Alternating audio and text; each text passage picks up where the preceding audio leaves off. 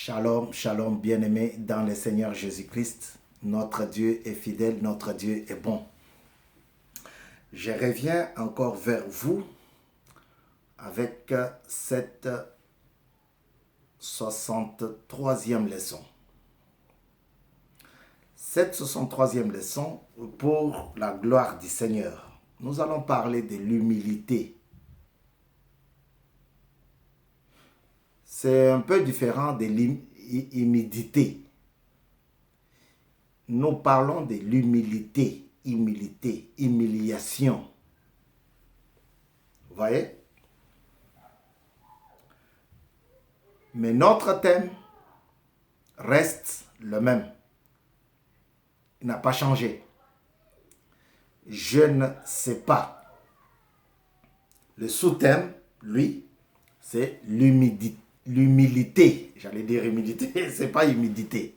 Humilité, humiliation.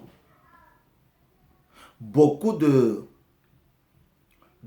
mariages jusqu'à maintenant se sont arrêtés en cours de chemin à cause de l'humiliation.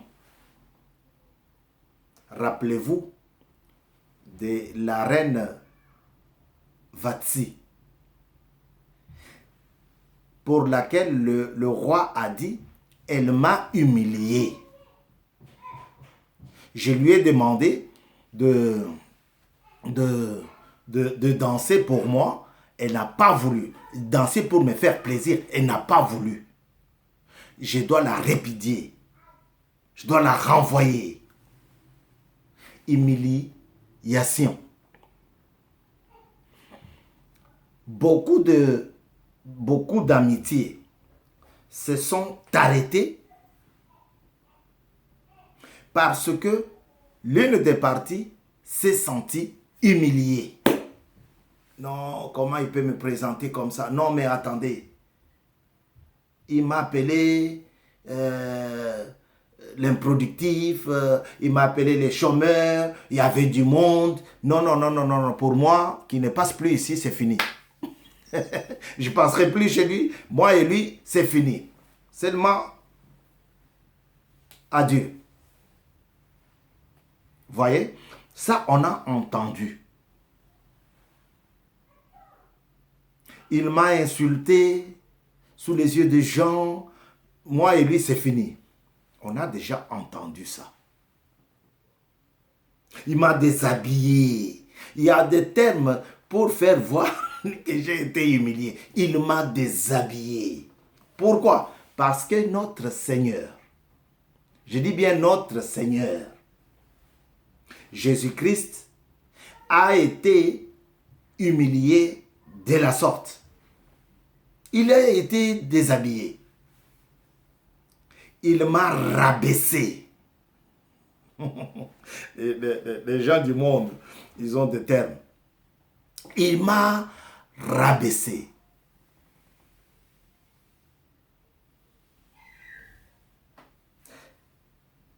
C'est monsieur qui était malade, pour lequel on a traité son dossier 60, on va traiter son dossier 66 fois. Il était aussi humilié, rabaissé. Même ceux de sa famille. Parce que quand on voulait parler d'eux, on disait toujours les frères de celui qui ne voit pas là. Vous voyez? Les frères de l'aveugle là. La maman de l'aveugle. Le papa de l'aveugle. Et à un certain moment, on s'habitue à vivre avec l'humiliation. Au début, c'est chaud. Non, non, non, tu ne peux pas m'appeler comme ça, tu peux pas. Mais, vu que ça perdure, on rentre dans le jeu et puis on accepte. Je vais lire humilité. Je vais lire la signification de l'humilité selon le dictionnaire. C'est un abaissement volontaire.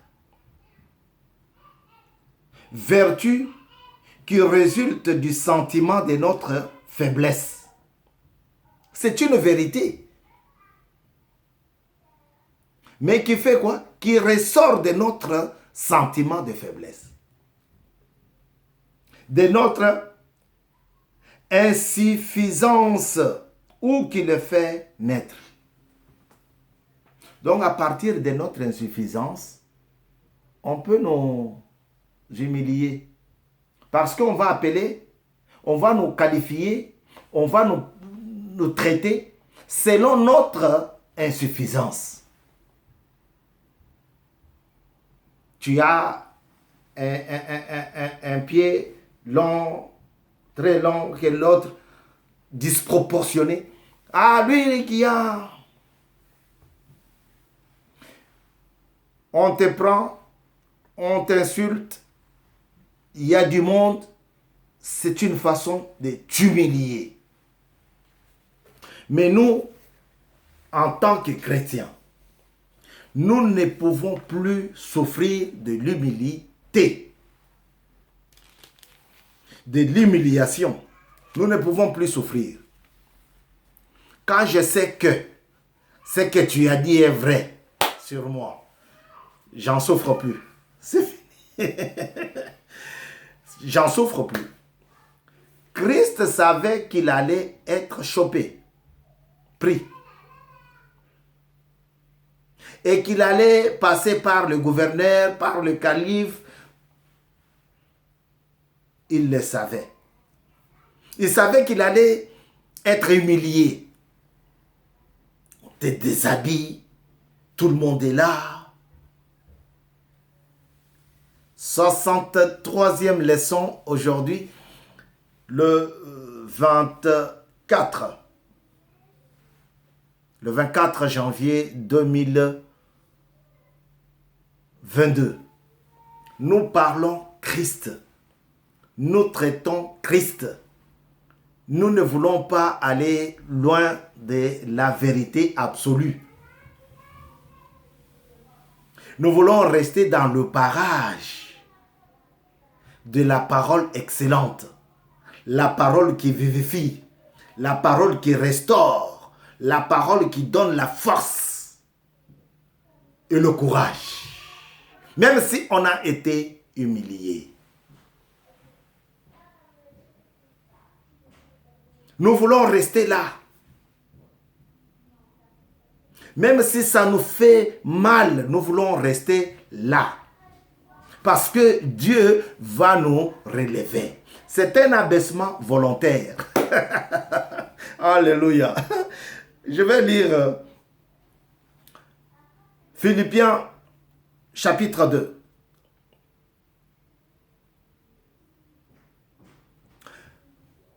Je lis au nom du Seigneur Jésus. Philippiens chapitre 2, il dit, s'il y a donc de l'encouragement en Christ, s'il y a donc de l'encouragement en Christ, s'il y a de la consolation dans l'amour, s'il y a une communion de l'esprit, s'il y a de la tendresse et de la compassion, rendez ma joie parfaite en vivant en plein accord. Ayez un même amour, un même cœur, une même unité de pensée. Ne faites rien par esprit de rivalité ou par désir d'une gloire sans valeur, mais avec humilité, considérez les autres comme supérieurs à vous-même.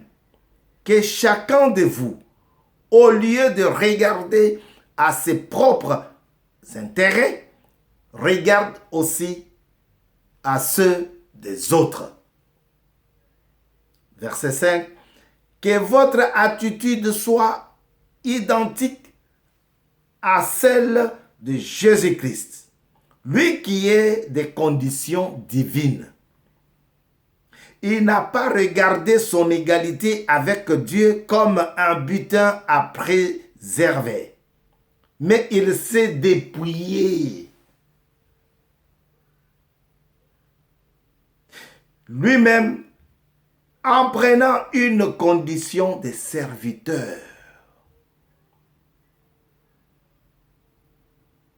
en devenant semblable aux êtres humains.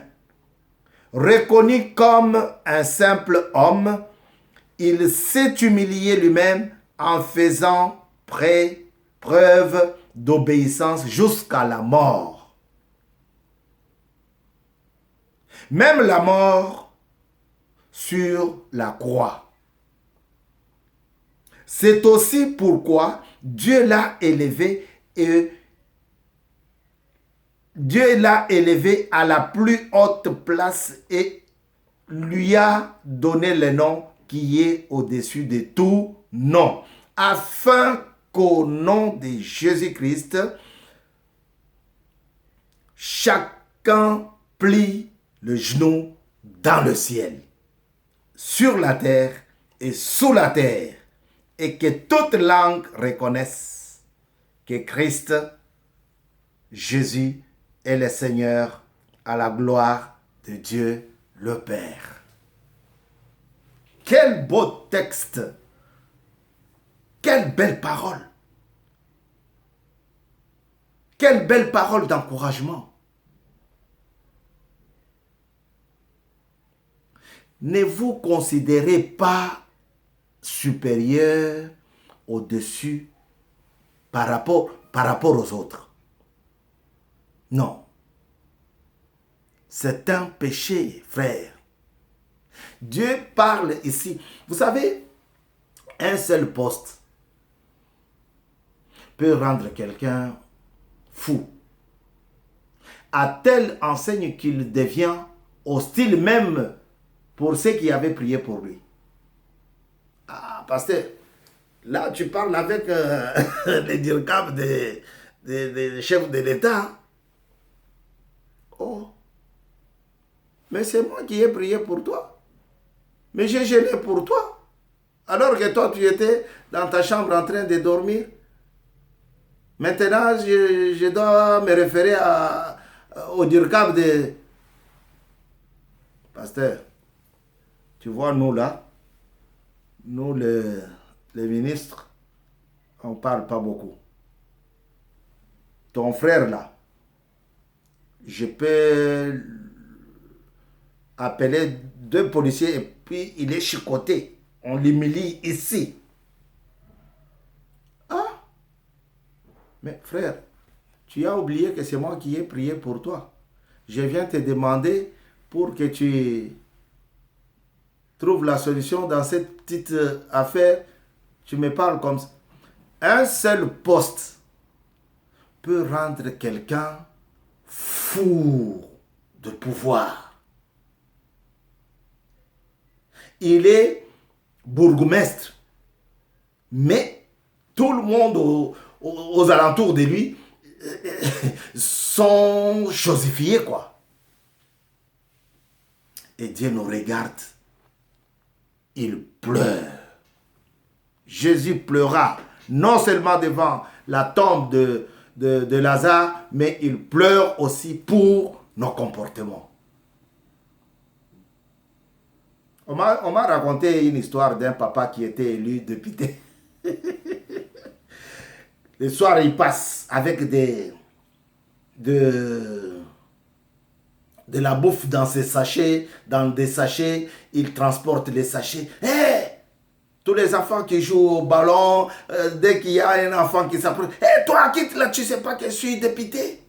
Député national! Non, frère. Que notre succès, notre victoire, notre réussite ne nous rende pas supérieurs par rapport aux autres. Non. Non, non, non, non, non, non, non, non.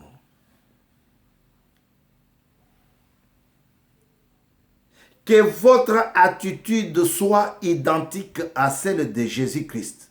Lui qui était des conditions divines. Il n'a pas regardé ça. Mais il s'est dépouillé de lui-même en prenant la condition de l'homme. Lui qui était là quand on créait le monde, quand on créait les hommes. Lui qui était là quand on t'a créé. Il n'a pas dit non, comme moi je suis comme Dieu, je dois aller là-bas en tenue, quand quelqu'un me touche, il sent qu'il m'a touché quoi. Non, non, non, non, non. Tu achètes 1 kilo de viande, un poulet de 14 kilogrammes, parce que kilo ça devient beaucoup. Alors, donc c'est 1 kilo 400 grammes quoi. Et tous les gens dans ton quartier deviennent des pauvres. Non. Et ça, on constate ça même parmi ceux qui sont dans la maison de Dieu. Non, c'est honteux, frère. C'est honteux.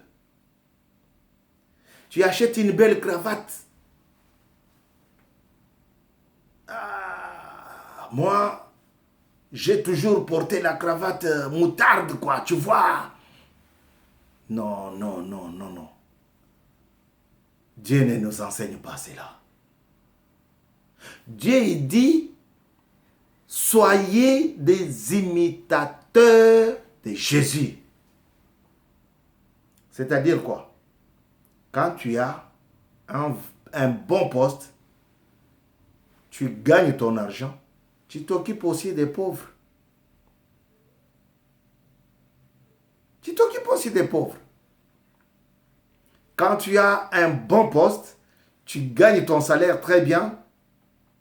Pas le salaire des enseignants, tu ne les payes pas, tu restes avec ça à la maison. 1 mois, 2 mois, tu regardes est-ce qu'ils vont manifester ou pas. Non, chez nous, il n'y a pas cette politique-là de manifester tout le temps. Non. On fait monter le prix du pain. Le médicament monte le prix. Personne ne bouge. Pourquoi? Parce que l'État même n'a pas ça. Voilà. Alors, tu prends l'argent comme ça, le salaire des enseignants, tu gardes chez toi. Après, tu dis que je gagne bien ma vie. Non, non, non, non.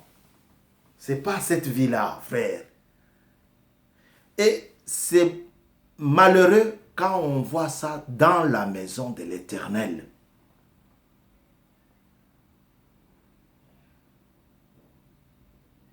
Alléluia. Il dit quoi? Ne faites rien par esprit de rivalité. Oh, je porte ça comme ça, je serai tout seul dans cette fête-là. Je serai tout seul. Je ne vais pas, non, non, non, non, non, non, non, non. Tu portes la chemise blanche, tu arrives là-bas, tu trouves 15 personnes avec la même chemise. Tu ne peux plus retourner chez toi parce que c'est déjà très loin. Et puis tu restes là, tu ne vis pas. Donc, Dieu peut te confondre à n'importe quel moment. Mais il peut aussi te guérir à n'importe quel moment. Seulement, rabaisse-toi. Rabaisse-toi, volontairement accepte. Comme cet aveugle. Alléluia. Écoutez ce que Dieu dit.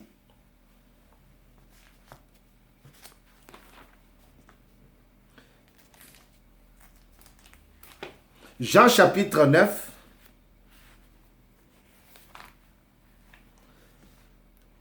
Après avoir dit cela, il cracha par terre et fit de la boue avec sa salive. Puis il appliqua cette boue sur les yeux de l'aveugle et lui dit, va te laver au bassin de Siloé. Nom qui signifie envoyé. Donc c'est-à-dire que quand Christ a commencé de parler, a fini de parler avec ses disciples, il leur a dit, bon maintenant il faut que je fasse le miracle. Parce que c'est le moment. Pourquoi? Parce qu'il savait que Dieu ne pouvait pas l'humilier à cet instant-là, quand il va le prier. Donc, après avoir prié, le miracle devrait s'accomplir dans la vie de cet homme. Et il leur dit, comme je suis la lumière du monde, pendant la journée, je dois travailler. Parce que la nuit, ça ne marche pas. Et comme cet homme s'est laissé faire, c'est ça la journée pour lui. C'est ça les ténèbres dissipées pour lui. Je dois travailler. Et il commence à travailler la boue. Toi, tu as déjà vu un roi, un président de la République qui touche la terre comme ça, là, et ses conseillers sont là en train de le regarder. Non. Ah, patron, non, non, non, non. Il touche la terre. Il travaille. Il prend la boue. Il n'a pas de gants. Il prend la boue. Il colle sur les yeux de cet aveugle. Il colle. Frère. Et après, il lui dit, va te laver. Va te laver au bassin de Siloé. Il va au bassin de Siloé. Et c'est là. Et il voit clair.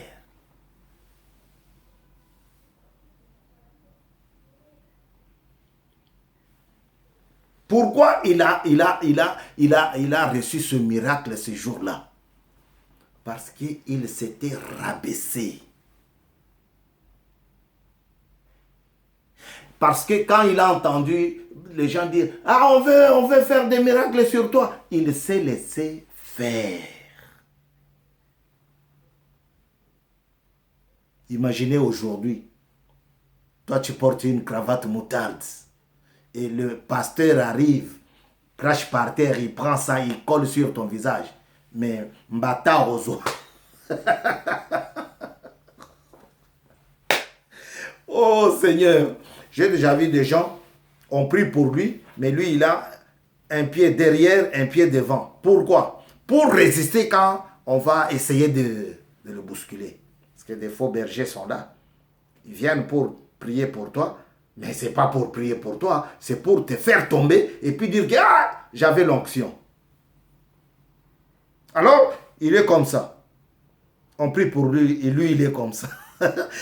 Moukoulou TV, votre émission s'appelle Parfum de bonne odeur pour Jésus-Christ. Et si nous parlons Dieu, si nous nous sommes trompés, faites-nous l'écho, un retour. Ça va nous fortifier. Alléluia. Cet homme a eu son miracle ce jour-là parce qu'il s'était laissé faire. 63e leçon pour la gloire du Seigneur. Aujourd'hui, le 24 janvier 2022. Nous sommes là pour parler Dieu et bénir celui qui se rabaisse. Apporter devant le lion de la tribu de Juda celui qui se laisse faire. Prier ensemble avec celui qui se considère comme les autres. Acte 2. Écoutez ce que les disciples faisaient.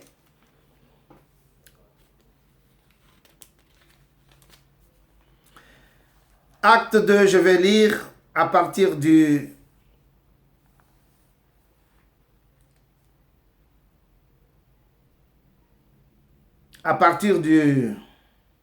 du 41 verset, 41e verset.